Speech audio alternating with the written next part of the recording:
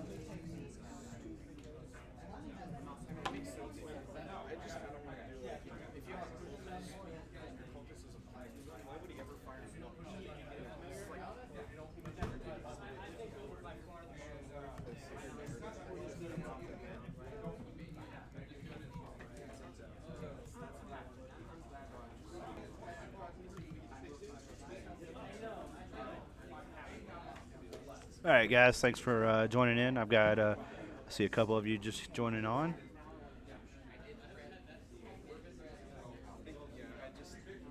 So again, today we're going to go over a couple flyer issues.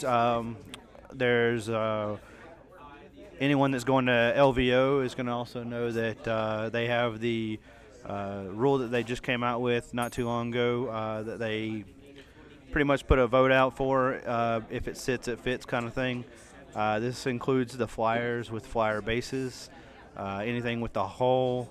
So I'm going to try to go over a couple of things with you as far as where you can place, how you can place, deep striking in on the flyers, and blocking out deep strike, stuff like that. So let's jump on into it. And if you have any questions, feel free to ask and start them up. So first of all, I've got 3 flyers here, marine flyers. These are going to be what we're going to use to block out zone for any kind of deep strike. We're going to show how to block off anything that has base size and how to utilize these flyers to protect your own army and keep them from scoring any points. So first of all, let's go to setup. One of the things with setup is with the flyer bases being so big as most of them are. Uh, for instance, these are all measured from and to the flyer base, with the exception of using the actual model for line of sight. Everything's measured from the bases. So this is very important because you can utilize this in a couple of different scenarios as far as blocking out. What I like to do is take the flyers here for when I deploy, and if there's nothing that I'm afraid of for, say, like a turn one charge, I can easily put these away and put them on the back line, and that allows me to get max movement, and I'm not trying to fight for anything that my opponent tries to zone me out for. Basically, by saying that is I'm going to take this and I'm going to put it on the back edge, with the exception of having any part of the model off the table. Now, what this does for me is it utilizes the map, and I can set here, and now I have all the movement in front, all the movement to the side, and I can pick and choose where I want to do the pivots. So I have plenty of movement here. What this does is allows me to move all the way around the table if I need to, and either in a straight line to get max movement and stay max distance. That's a big situation for Eldar flyers because they want to stay outside and past that 12-inch mark, so they get the -2 on Aliatok. Same thing goes for any of these flyers. You want to make sure that you're, obviously, we talk about pre-measurement. Measure where you're going to shoot. Measure what you're. Be very methodical about it, but make sure you're looking at it ahead of time before your turn, just so you don't spend all your clock time making that mistake and overclocking yourself. So these flyers here, if I'm not scared of anything turn one charging me, I'm not going to utilize them and put them out in the open. So I'm going to put them in the back. Now I can go either way, and what this does is it helps me create a box, because just Eldar flyers with the free 90 always helps out, but when you're playing Marine stuff or Tau or anything else that doesn't have the free pivot, you always want to make sure that you're utilizing your one free pivot, and then you're going to be able to utilize it the next turn as well. So you want to make sure and assess the board edge and see what you can do, and you want to play the board. Now, going away from that a little bit is also, if you want to block out anything, if you know they have deep strike, such as I have Death Guard Terminators here. These Death Guard Terminators are in reserve, so I know that they're going to come in. I know the angle that his buffing area is, and I know what I need to do to keep them from scoring. We know that they're slow, so what am I going to do? I'm going to try to keep them from scoring anything at all. So if I have an objective here, I can utilize these flyers to come out here. Here, I can block his vehicle out. And then I can come out here, and now he has a 9-inch bubble to come and play with, that moving at 4 and 5, unless he advances or warp times, is not going to be able to get anywhere near that.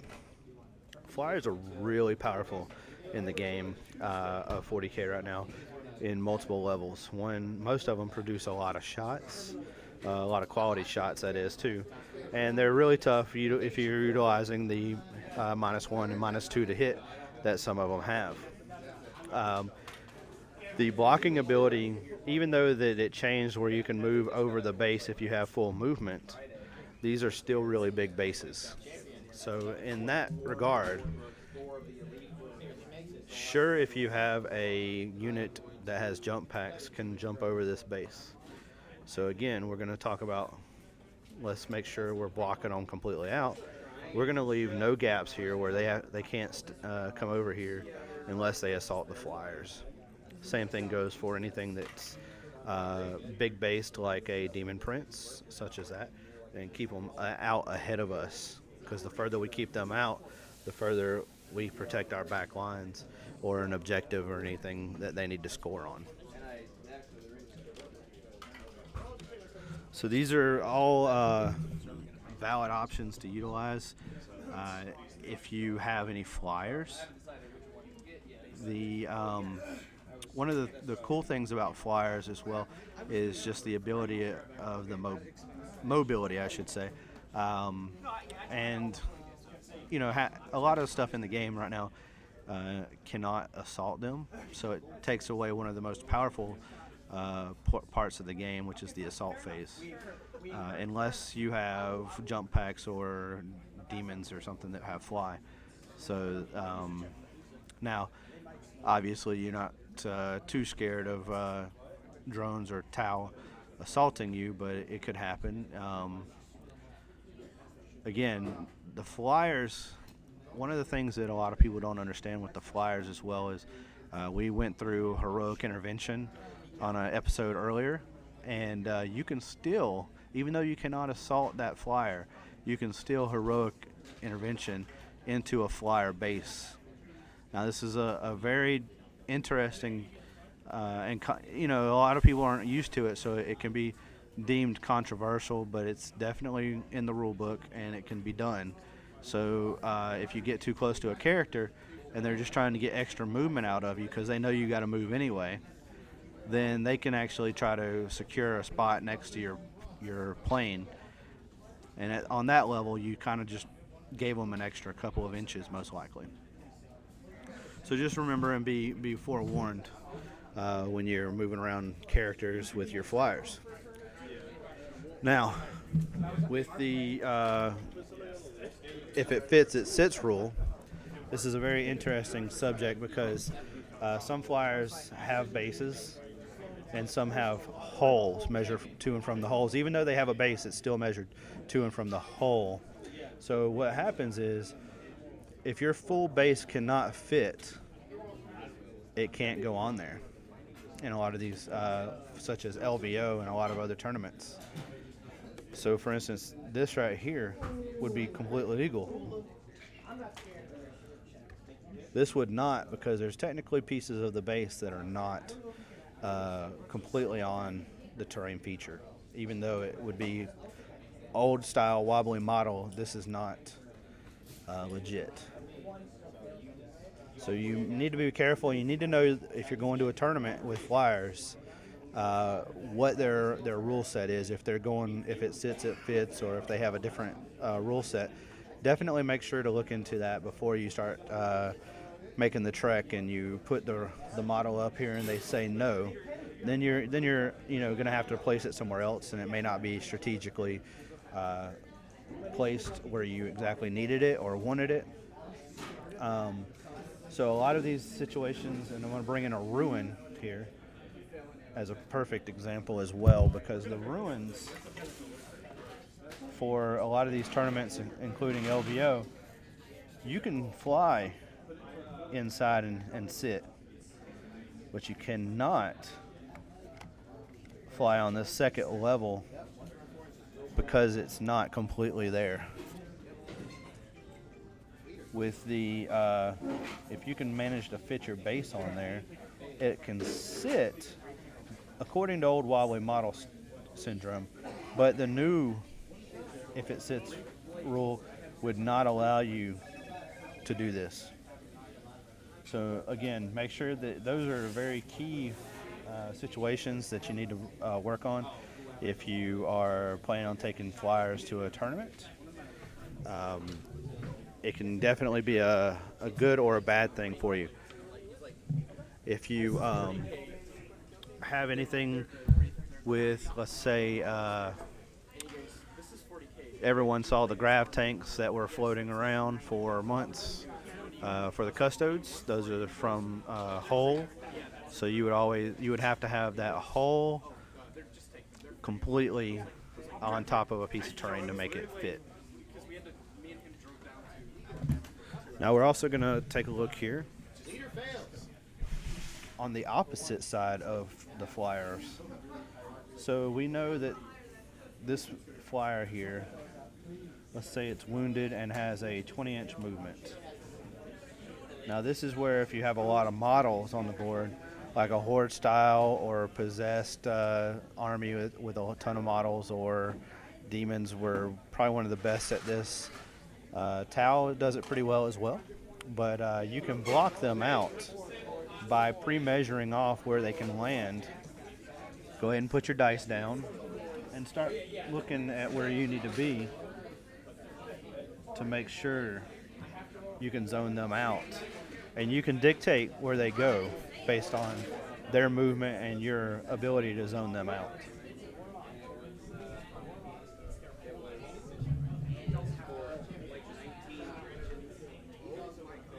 So I'm going to go ahead and ask if there's any questions or comments so far. I'd love to hear them from you.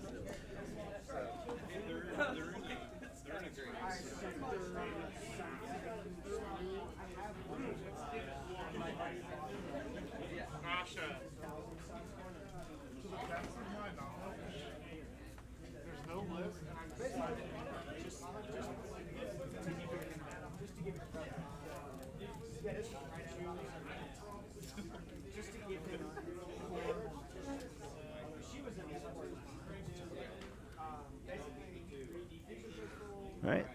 Thanks for everyone for joining.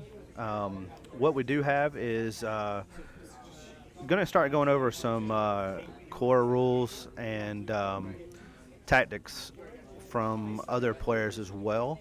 Going to start inviting some other people. So make sure if you have those questions, these are just some of these items that I've been touching base on, have been listeners or players that come up and play. Some on Fridays at Rob's night on newer players, and some from the tournament scene. You're going to see, you were seeing a lot of the Iron Hand flyer spam, which has 6 of these flyers, so a lot of these types of scenarios were really good versus those lists because they were trying to stay in a bubble basically and try to stay within range of each other. So you were able to zone out using the last tactic we saw and kind of dictate where they went. One of the things is they have a lot of volume of shots, but they can't score in normal mission types.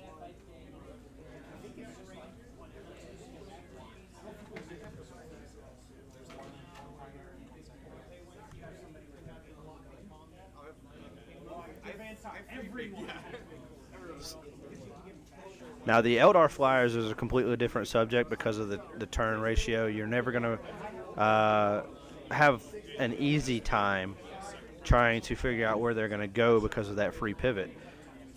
But with any Marine, Necron, Tau type flyers, it's a whole lot easier, and it makes zoning them out or dictating where they go a lot easier.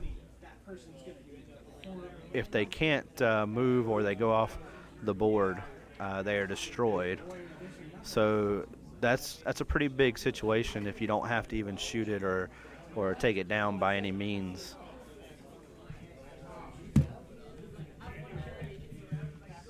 What I mean by that is this here.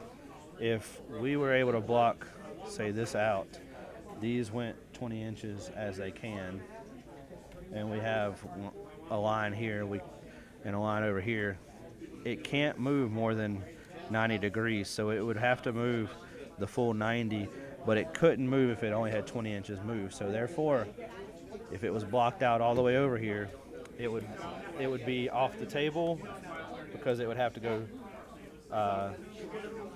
here or straight ahead into that. So this would be removed off as a casualty. So being able to zone out is a very nice tactic that you can use. So boots on the ground is a big deal for anything with fly. A lot of flyers they can't score already. Anything that you can manage to shoot and shoot pretty well with, if you shoot the boots, if you feel like you have a chance to shoot more and accurately volume of shots into the stuff that's on the ground, you can. Sometimes terrain dictates whether you can or not, obviously, because they can hide stuff into let's say LVO Magic boxes. That's going to make it a whole lot harder for, say, anything that doesn't indirect fire.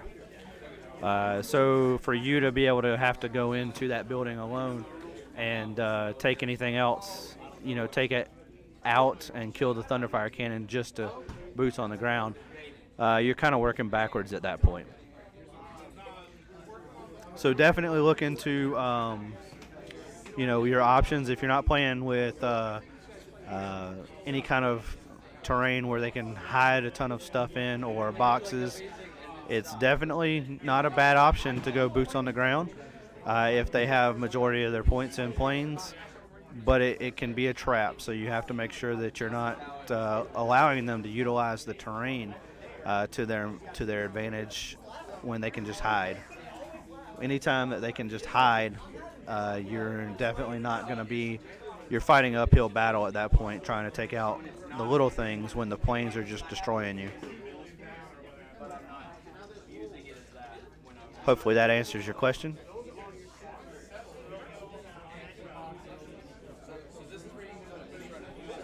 So again, very terrain dependent on that question.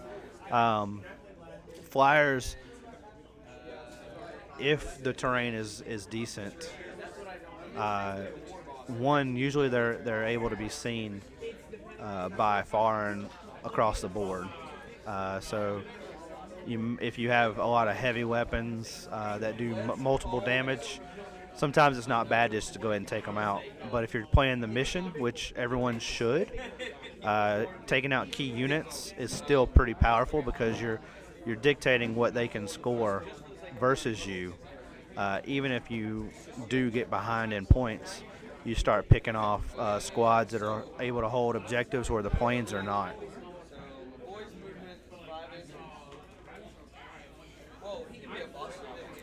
Now, one thing a lot of people do is they tend to go into hover mode with planes to try to block with.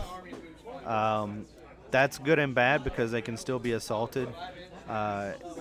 You've got to make sure that you're dictating as a player what you want them to do, not the other way around. It can be definitely a trap if they can allow you to go into hover mode and then assault you, especially if anything that's going to touch you that just obliterates you, like Centurions or Possessed. They're going to do some massive work against you. So.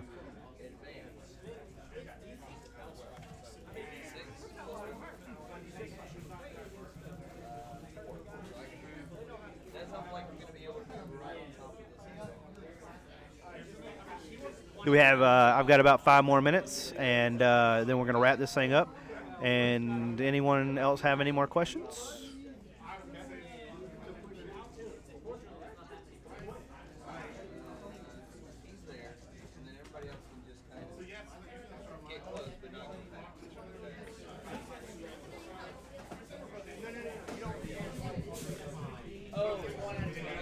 All right. Well, I appreciate everyone actually tuning in. We're going to keep sharing these things.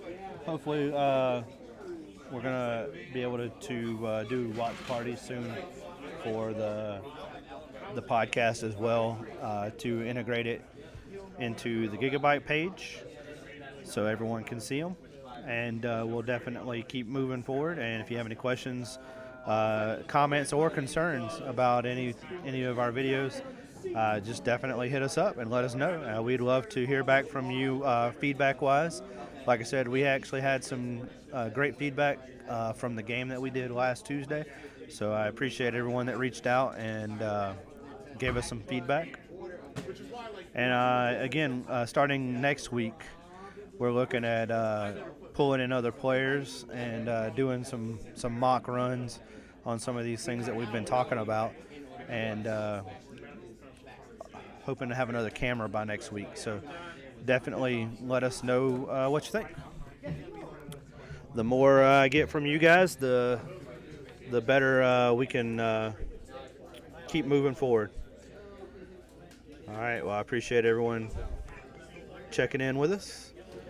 And we'll see you next Tuesday. We do have a big event this weekend. We're going to stream as well. The podcast is going to be here at Gigabytes running a RTT.